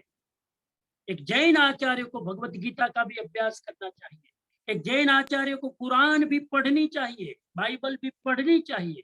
सब कंपैरेटिव स्टडी करेंगे तो ही वो प्रभावशाली प्रवचनकार बन सकता है। उस अर्थ में भी यहाँ है, समय का एक अर्थ आत्मा है, समय का एक अर्थ शास्त्र है। तो जो स्व समय और पर समय यानी अपनी चेतना को दूसरे की चेतना को, अपने धर्म के शास्त्र को दूसरे के धर्म के शास्त्र को जानता है, वह प्रभावशाली प्रवचनकार बन सकता है। जो गंभीर है, दूसरा मुद्दा है, बस 5-7 मिनट में पूरा करेंगे। जो गंभीर है, जिसमें चंचलता ना हो। प्रवचन देने वाले में अगर ज्यादा चंचलता है तो उनके शब्दों की असर नहीं होगी। प्रवचन देने वाला स्थिर चित्त हो, प्रवचन देने वाला छोटी छोटी बातों में डिस्टर्ब ना हो, गंभीर, सागर की तरह गंभीर, अपनी मर्यादा न छोड़। सागर जैसे गंभीर होता है, अपनी मर्यादा नहीं छोड़ता है सागर। उसी तरह जो बोलते समय अपनी मर्यादा न छोड़े, उनको पता है कि मुझे कहाँ कितना क्या बोलना है, मर्यादा छोड़ देगा और कोई ऐसी बात चुभने वाली कह देगा तो प्रभावना की बदले विराधना, तो गंभीर। तीसरा लक्षण प्रवचन देने वाले का, चाहे मंच पर प्रवचन दे, चाहे स्पीच दो, चाहे ऑडियंस में बोलो, कोई भी आदमी जब ऑडियंस में बोलेगा उसके लक्षण बताता है। नंबर 3, दीप्तिमान हो, जिसकी ओरा तेज हो, जिसके चेहरे में चमक हो, जिसकी ओरा पावरफुल हो। हमारे जैन शास्त्र में लिखा है कि एक आंख से काणा व्यक्ति आचार्य नहीं बन सकता। यस, एक आंख थी आंधળી व्यक्ति आचार्य पद ઉપર ના આવી શકે, કેમ કે ઇન્દ્રિયો પરિપૂર્ણ ન હોય તો એને આચાર્ય બનવાનો અધિકાર શાસ્ત્ર નથી આપતું. આ કેટલી મહત્વની વાત છે. એનો અર્થ એ છે કે એમની આંખો બરાબર હોય તો એનાથી પણ સંઘની પ્રભાવના. એટલે એટલે એટલે રૂપની પણ પોતાની કિંમત છે, જેની ઓરા સ્ટ્રોંગ હોય, દીપ્તિમાન હોય. દીપ્તિ કા મતલબ है જેની જેના ચહેરા ઉપર કાંતિ, એકદમ નેચરલ પાછી. આજકાલ પછી આજકાલ તમે ટીવી ઉપર જોતા હશો, એટલા બધા સ્પીકર આવે, આમ એટલા બધા તૈયાર થઈને આવે. હા, એ પાછું એ બધું કરીને આવે નહીં. જેની ઓરા અંદરથી, જેની પવિત્રતામાંથી, જેના બ્રહ્મચર્યમાંથી, જેના અંદરના તેજમાંથી ચહેરાનું તેજ પ્રગટે, એ દીપ્તિ જેનામાં, કલ્યાણકારી ભાવ હોય જેના, સૌનું કલ્યાણ થાય, કોઈને ટોન્ટમાં, કોઈને કટાક્ષમાં બોલીને હર્ટ કરવાની ભાવના વક્તામાં ના, કલ્યાણની ભાવના. એવમ સૌમ્ય હો. પ્રવચન આપે ત્યારે એક સ્થિતિ એવી આવે કે ઉગ્રતા પકડે. હા, પ્રવચનમાં એના ચહેરાની લાલીમાઓને બધા ભાવ બદલાય, પણ એનું હૃદય અંદરથી સૌમ્ય હોય. કહેવાનો ભાવ કદાચ એવા જીવો હોય કે એને જરાક ઊંચા શબ્દોમાં પણ બોલવું પડે, પણ એની પાછળ પણ એની સૌમ્યતા, તો જેનો સ્વભાવ સૌમ્ય છે. આ તો મૂળ ગુણ બતાવ્યા, પછી કહી દીધું કે આના ઉપરાંત સેંકડો ગુણો જેનામાં હોય એ વ્યક્તિ નિર્ગ્રંથ પ્રવચનના સારને કહેવાનો અધિકારી છે. સિંગાપુર વાસીઓને એક વાત કહી દઉં, મહાવીર સ્વામીના શાસનને જૈન ધર્મનું નામ આપવામાં નતું આવ્યું. ક્યારેક વાત કરીશ. મહાવીર સ્વામીના શાસનમાં, મહાવીર સ્વામીના વખતે આ જૈન ધર્મનું નામ હતું નિર્ગ્રંથ ધર્મ. એટલે વારંવાર શબ્દ ગાથામાં આવે છે, નિર્ગ્રંથ પ્રવચનને આપવાના અધિકાર.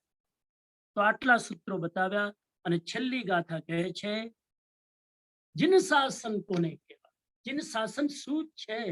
આ છેલ્લી ગાથા માટે મારે અડધો કલાક જોઈતો હતો, પણ હવે પૂરું કરું. ચિંતા નહીં કરો, હવે અડધો કલાક નહીં. 24મી ગાથા અદભુત છે સાહેબ, કેનલભાઈ. હા, આ બંને ગાથાઓ જરા પ્લે કરી દો ને, જરા થાય.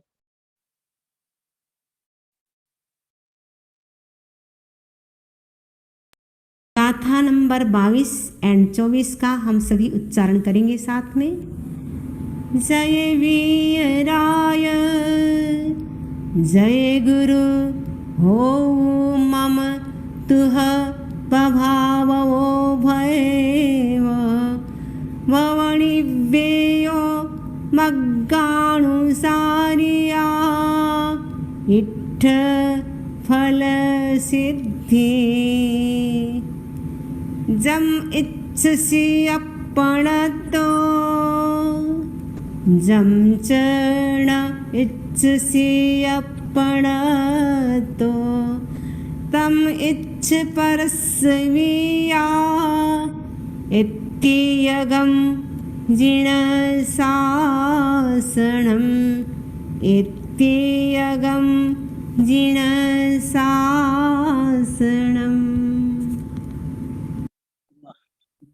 છેલ્લા શ્લોકમાં અદભુત એક વાત કરી દીધી, ગુડ મેસેજ. આ કોઈ પ્રવચન ભૂલી જાઓ તો વાંધો નહીં, આ છેલ્લી ગાથા યાદ રાખવી છે, એનો મર્મ સમજી લેજો.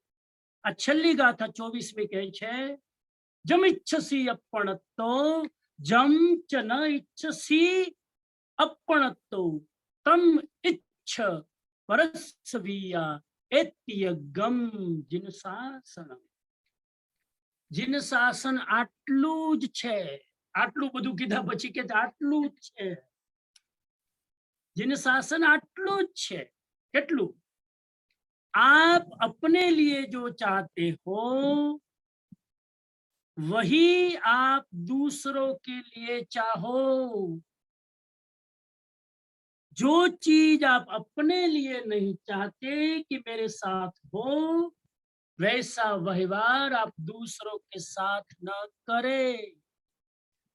एत्यगम जिन शासनम, આટલું જ જૈન શાસન છે ભાઈ।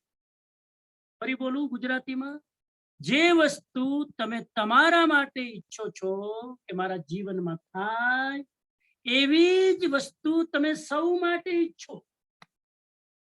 તમને જે પસંદ છે એ બધા માટે ઈચ્છો।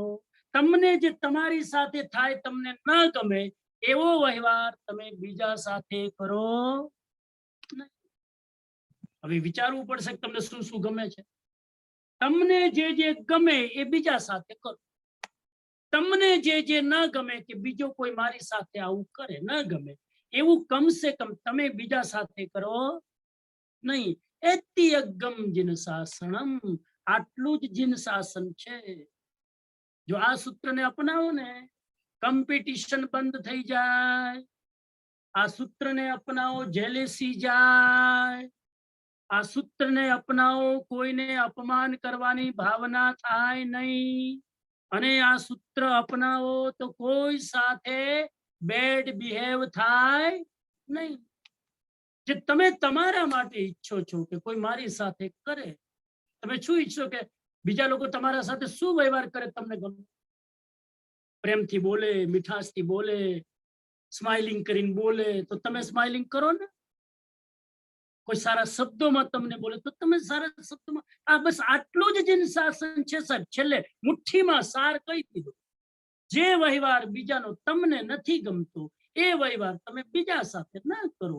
એત્યગમ જીન શાસનમ, આટલું જ જીન શાસન છે। આ છેલ્લો મંત્ર છે, આ છેલ્લી ગાથા છે ને, મંત્ર સમાન છે। જમ ઈચ્છસી અપણત્તો, જમ ચ ન ઈચ્છસી અપણત્તો। જે તમને નથી ગમતું એ તમે બીજા સાથે। તમને કોઈ દુઃખ દે તો ગમે, તમને કોઈ મારે તો ગમે, તમને કોઈ અપશબ્દ કહે તો ગમે, તમારું કોઈ અપમાન કરે તો ગમે, તમને કોઈ રૂડલી બિહેવ કરે તો ના ગમે। બસ એ વ્યવહાર તમે બીજા સાથે ના કરો। ઇત્યગમ જીન શાસનમ। આજની યંગસ્ટરને મારે કેવું છે, આજના યંગસ્ટર આક્ષેપ મૂકે છે જૈન ધર્મ બહુ અઘરો, જૈન ધર્મમાં તો આ નહીં કરવાનું, આ નહીં કરવાનું। અરે બાપરે, મરી ગયા કઈ કર્યા વગર। એનો જવાબ અહીંયા આપે છે, યંગસ્ટર માટે આ જવાબ છે। લો, એત્યગમ જીન શાસનમ, આટલું જ જન શાસન છે। જે વ્યવહાર બીજાનો તમને નથી ગમતો એ વ્યવહાર કમસે કમ તમે બીજા સાથે ના કરો। હવે આમાં ક્યાં તકલીફ આવી, આમાં ક્યાં કોઈ કષ્ટ આવ્યું, આમાં ક્યાં કોઈ ભૂખમરો આવ્યો, આમાં ક્યાં કોઈ શરીરને તકલીફ આપવાની વાત આવી? આટલું જો યાદ રાખો તો આ જીન શાસન છે। મંગલ કામના કરું, સદભાવના કરું કે આ જીન શાસન છે। આપણા સૌનું સૌભાગ્ય છે કે આ પંચમહારામાં 2600 વર્ષ પછી પણ આ મહાવીરની વાણી આચાર્યો ભગવંતની તપસ્યા દ્વારા તમને મને પ્રાપ્ત થઈ છે। વારંવાર એના ઉપર ચિંતન મનન કરી એ તરફ આપણે આચરણ કરતા થઈએ એવા ભાવ સાથે ફરીથી શિકાગો જૈન સંઘને પ્રણામ કરીને મારી વાતને વિરામ આપું છું। ઓમ અરહમ, ઓમ અરહમ, ઓમ અરહમ। આજના પ્રશ્નો જરાક પરેશભાઈ, કેનલભાઈ 5 મિનિટમાં કરીએ પૂરું। હા સમનજી, તો પોલ લોન્ચ કરું છું। Today's questions, we are following a polling style. Samanji will get to know how much we understood from the lectures. So we will do poll and you are requested to participate actively. All of you will see your poll, the poll appear on your mobile phone or on your computer. So here's the first question.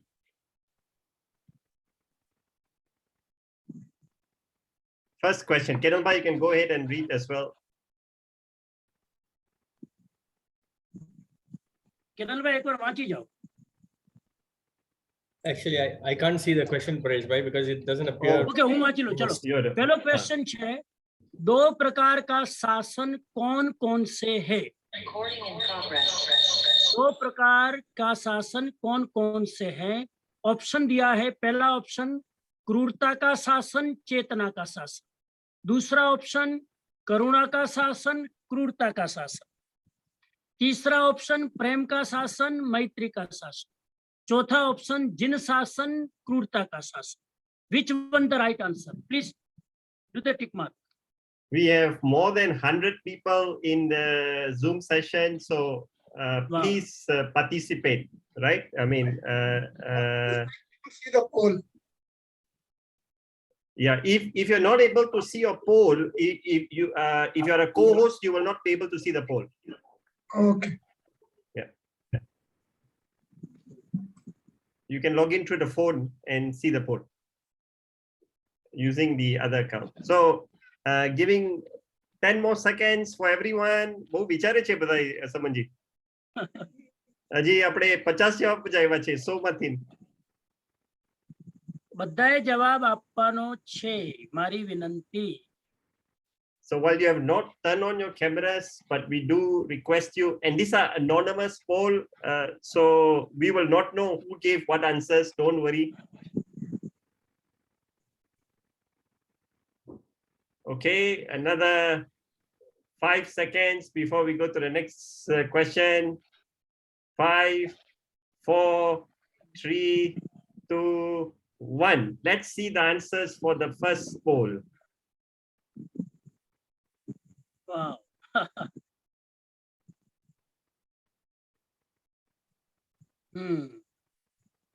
61% ये पहला answer है, 10% दूसरा, 16% third, 12% fourth. सही answer है first, 61% जो है, that is the correct answer. Okay. क्रूरता का शासन, चेतना का शासन। Next one. Next question. Watch your screen. जिन शासन कब तक चलेगा? ऑप्शन नंबर 1 छठे आरे के अंत तक, नंबर 2 18,000 years तक, ऑप्शन 3 2500 years तक, एंड नंबर 4 2000 years तक।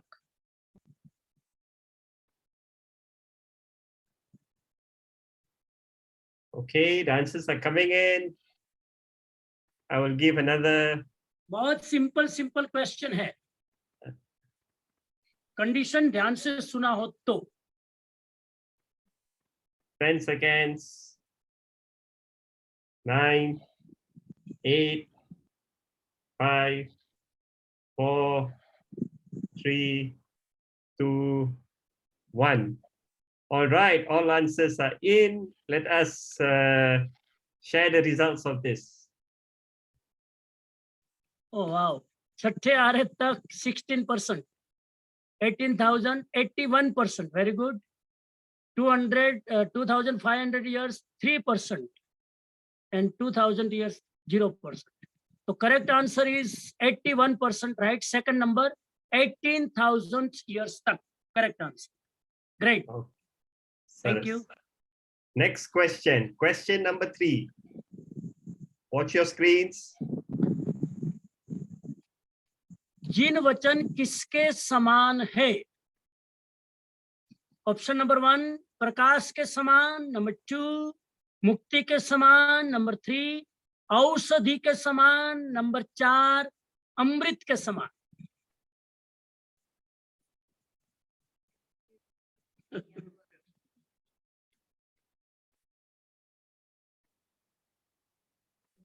Okay, answers are coming in. I can see everyone participating. Very nice. For those who have not yet answered, you have 10 more seconds to make a decision. 10, 9, 8, 7, 6, 5, 4, 3, 2, 1, and we'll end the poll. And here's the results for the poll. Wow. Answer number 1 में 11%, answer number 2 में 11%, 3 में 59%, fourth में 20%। Correct answer third औषधि के समान, 59% are right. Great, thank you. Okay, we'll do question number 4. Watch your screens. And here you go. परित संसारी का अर्थ क्या है? परित संसारी का अर्थ क्या है? ऑप्शन नंबर 1 अधिक भवी, अल्प भवी, नंबर 2 बहुभवी, 3 and last one तद्भवी. परित संसारी का इन 4 में से कौन सा अर्थ है? अधिक भवी, अल्प भवी, बहुभवी, तद्भवी. સમજી એવું લાગે છે કે આ બધા જવાબ આપી દીધા છે હમણાં જ. તો આપી જ દીધા છે ને, તો હજુ આટલું બધું ખંજવાળું કામ કરે છે? આ શબ્દ બધા ભૂલી ગયા છે સમજી. હું પોતે ભૂલી ગયો છું કે કયો શબ્દ હતો. હા, સિંગાપુર વાળા શબ્દ બધા નવા છે એટલે. સમજી આજે આપણે બલાકા સંઘમાંથી પણ ઘણા જોઈન થયા છે. હા હા હા, વેરી ગુડ. इपो संघ वाला पण हसे, थोड़ा मलाका संघ हसे. राइट. ओके. अमेरिकाથી પણ છે થોડા લોકો. ઘણા બધા આ ક્વેશ્ચન વિચાર કરે છે હજી સમજી. એટલે આ શબ્દ છે મારા જેવા જ બધા છે. ક્લિયર કટ આન્સર આપી દીધા છે, ઓપન ખોલી. હા, હું ખાલી ભવી યાદ મને છે, પણ કયો ભવી હતો એ યાદ નથી હવે.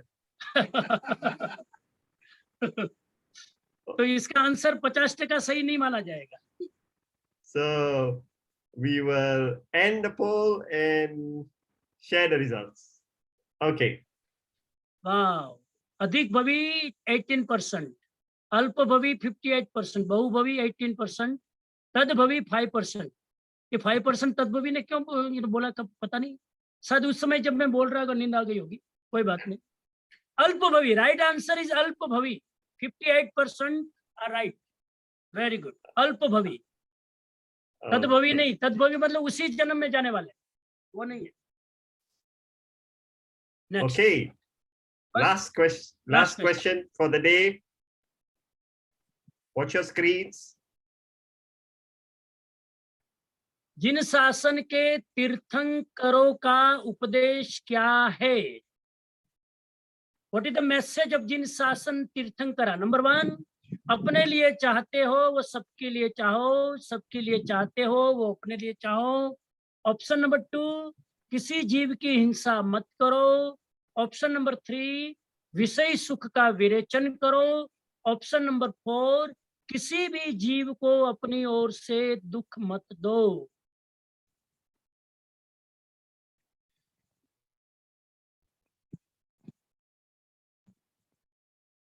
સમજી તમારો કેમેરો સાઇડવેઝ થઈ ગયો અમારા માટે. अच्छा पोल. ઓકે, હવે બરાબર છે. હવે બરાબર. Okay, we will give 5 more seconds. આ તો એકદમ લાસ્ટમાં આવ્યું હતું એટલે લગભગ બધાને યાદ રહી ગયું છે સમજી, કે પોલ પહેલા જ તમે કીધું હતું. So 5 4 આમાં એક પણનો ખોટો જવાબ ના આવવો જોઈએ. 3 2 1 and we will end the poll now. Okay, here are the answers. Okay, wow. पहला आंसर 88%, दूसरा 4%, तीसरा 0, फोर्थ 8%. तो 88% पहला answer correct answer. Very good. जो अपने लिए चाहते हो वो सबके लिए चाहो, सबके लिए चाहते हो खुद के लिए चाहो. Correct. Thank you for answering all the questions. Okay, so ખાલી 2-3 સૂચના આપી દો બધા માટે કાલના પ્રોગ્રામ માટે. So we will tomorrow's program is the Sunday day 3 program, 5th of September. We will have the morning lecture at 10:30 a.m. Singapore and Malaysia time sharp. Part 2 of Dharma Suche. So don't miss that. And then Samanji will spend some time with the Jain Shara kids and Jain Shara kids in Ipoh, Malacca, anywhere from the rest of the world are welcome to join. That's at 12 p.m. Singapore time, Malaysia time. At 3 p.m., we'll have a Zoom swastik competition, right? 3 to 4:30, we'll have the Zoom swastik competition. And then 6:30 is the Pratikraman. Stanakvasi Pratikraman is on Zoom. And the Deravasi Pratikraman, for those in Singapore, you would have booked to come to the Stanak. Only those who have received the confirmation will be allowed to come. If you have not received or you have not registered, please do not come to the Stanak. Based on the safe management measures, we have to enforce strict safe management measures. So please do not come if you have not registered. And then in the evening tomorrow, we continue the Saman Suttam Swadhyay with the topic Kevo Che Apno Sang. And that will start at 8:30, but remember to join in early at 8:15 for Aarti and Mangal Dibo live from the Stanak, right? So this is the program for tomorrow, and wishing all the Tapascharias, Tapasvis, Sukh Satama, Sotame. We will end today's session with Manglik from Samanji. कल का भी topic रात का बहुत interesting है और आज के जो टॉपिक था कैसा है जिन शासन, उसी का नेक्स्ट स्टेप है कैसा है हमारा संघ। तो बहुत इम्पोर्टेंट, बहुत उपयोगी विषय है, कोशिश कीजिएगा मिस ना हो। और सबसे मेरी एक बार और हाथ जोड़कर विनंती कि जितने लोग सुन रहे हैं, अगर आप अपना वीडियो ऑन रख सकें तो जरा ज़्यादा बेटर रहेगा, क्योंकि ये लाइव हम जूम में कर रहे हैं। तो ऐसे तो यूट्यूब में बहुत सारे लेक्चर आप ऐसे घर बैठ कर सुन सकते हैं, लेकिन जब आप स्क्रीन में सामने बैठे हैं तो अच्छा है कि आपका स्क्रीन पर आपका वीडियो हो, ताकि हम जरा देख पाए कि आप लोगों के भाव में क्या उतार चढ़ाव आ रहे हैं। तो it's better if possible, please. तो अब सुने मंगल पाठ। सुबह का प्रवचन आपको सूचना मिली गई है, सुबह भी है, लेकिन रात का प्रवचन हमने इस बार आपने नोटिस किया होगा, इस बार हमने रिवर्स किया है। सुबह शाम का प्रवचन है ना, शाम के प्रवचन क्लासिकल है, सुबह के प्रवचन मोर प्रैक्टिकल है। हमने इस बार रिवर्स किया है, क्योंकि रात में अधिकतर लोग आते हैं, रात के प्रवचन में ज्यादा लोग आते हैं, लाभ ले पाते हैं। तो इसलिए हमने बिल्कुल क्लासिकल डीप डाउन जो हमारा टॉपिक है उसको रात को लिया है, ताकि सबको बेनिफिट मिले। और सुबह थोड़े से हमारे जो प्रैक्टिकल टॉपिक है, कैसे हम इन सिद्धांतों को जीवन में उतार सके, वो टॉपिक है। तो जितना लाभ ले सके सुबह शाम लीजिएगा। कल तो संडे है, पूरा लाभ लीजिएगा। इन्हीं भावनाओं के साथ, सूचनाओं के साथ मंगल पाठ। समन जी, कल देरावासी प्रतिक्रमण इज एट 5:45 PM। ये एक जरा अनाउंस करो तो 5:45 PM देरावासी प्रतिक्रमण टुमारो। चत्तारि मंगलम अरिहंता मंगलम सिद्धा मंगलम शाहु मंगलम केवली पन्नतो धम्मो मंगलम। चत्तारि लोकुत्तमा अरिहंता लोकुत्तमा सिद्धा लोकुत्तमा शाहु लोकुत्तमा केवली पन्नतो धम्मो लोकुत्तमा। चत्तारि शरणं पवज्जामि अरिहन्ते शरणं पवज्जामि सिद्धे शरणं पवज्जामि साहु शरणं पवज्जामि केवली पन्नतं धम्मं शरणं पवज्जामि। वसद्गहरं पासं पासं वन्दामि कमगणं मुक्तं विसहर विसनिन्नासं। मंगल कल्याण आवासं शिवमस्तु सर्वजगतः। परहित निरता भवन्तु भूतगणा दोषा प्रयान्तु नाशं। सर्वत्र सुखी भवतु लोकः। सर्वमंगल मांगल्यम सर्व कल्याण कारणम प्रधानम सर्वधर्माणां। जैनम जयति शासनम, जैनम जयति शासनम, जैनम जयति। Thank you. I have allowed all of you to unmute yourself. You can say Vandami Naman Sami before you exit the Zoom. Vandami Naman Sami. Vandami Naman Sami. Jai Jinendra. Vandami Naman Sami Swamiji. Vandami Naman Swamiji. Vandami. Vandami Namasami. Vandami Namasami.